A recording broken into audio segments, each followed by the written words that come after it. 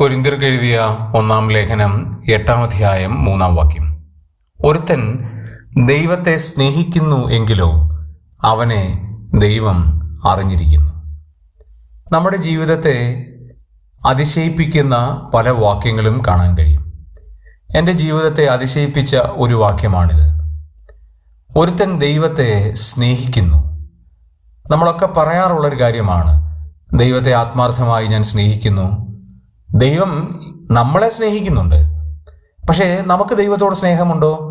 നാം പറയുന്നതാണ്, ഞാൻ ദൈവത്തെ സ്നേഹിക്കുന്നു എന്ന്.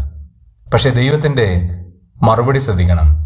ഒരുത്തൻ ദൈവത്തെ സ്നേഹിക്കുന്നുവെങ്കിലോ അവനെ ദൈവം അറിഞ്ഞിരിക്കുകയാണ്. ദൈവം നമ്മെ അറിയുന്നു എന്നുള്ളതാണ് നമ്മുടെ ദൈവത്തോടുള്ള സ്നേഹത്തിൻ്റെ ഏറ്റവും വലിയ കാര്യം. പലപ്പോഴും ദൈവം അറിയുന്നില്ല എന്നാണ് നമ്മുടെ വിചാരം. ദൈവം കാണുന്നില്ല എന്നാണ് നമ്മുടെ വിചാരം. നാം അത് തന്നെ ചിലപ്പോൾ ചോദിക്കാറുണ്ട്, ദൈവമേ എന്നെ മറന്നുവോ? അങ്ങ് കാണുന്നില്ലേ? ദൈവം പറയുകയാണ്, നീ ദൈവത്തെ സ്നേഹിക്കുന്നുവെങ്കിൽ ദൈവം എന്നെ അറിഞ്ഞിരിക്കുകയാണ്, നിന്നെ അറിഞ്ഞിരിക്കുകയാണ്. നമ്മെ അറിയുന്നത് ദൈവമാണ്, മനുഷ്യരല്ല.